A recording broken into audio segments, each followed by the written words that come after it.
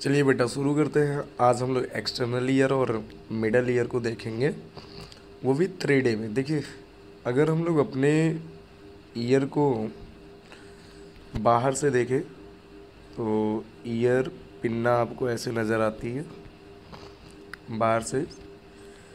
Ear pinna के बाद आप क्या देखते हो बेटा कि एक छोटी सी कैनाल आपको नज़र आती है।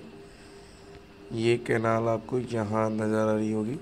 देखो, ये पूरी कैनाल की हम बात कर रहे हैं। ऐसे पूरी कैनाल आपको यहाँ से नज़र आ रही है। लास्ट में आपको एक मेम्ब्रेन लाइक स्ट्रक्चर दिख रहा है जो रेड रेड कलर का दिख रहा है आपको, ये वाला, जिसे हम लोग क्या कहते हैं, कॉर्डा टिम्पेनी या टिम्पेनिक मेम्ब्रेन के नाम से भी इसको जानते हैं, या इसको हम लोग ईयर ड्रम के नाम से भी जानते हैं। ठीक है बेटा। अब आप क्या देख रहे हो कि इस ईयर ड्रम से आपका लगा हुआ है 3 छोटे छोटे बोन्स। इस ईयर ड्रम से आपके क्या लगे हुए हैं, 3 छोटे छोटे से बोन्स लगे हुए हैं। जो हमको ग्रीन कलर सा बोन्स दिख रहा है ये आपका मेलियस है। जो ये दिख रहे हैं ये आपके क्या है, इंकस है। और ये आपको येलो वाला स्टेपस नज़र आ रहा है। उसके बाद आप देख रहे हो कि जहाँ पे ये बोन्स है वो एक पूरा कैनाल बन रहा है, और ये कैनाल आगे चलकर हमारे कहाँ को आ रहा है, नेक की तरफ आ रहा है। ये नेक की तरफ आता है और ये हमारा क्या करता है, फेरिंग्स में जाके ओपन हो जाता है।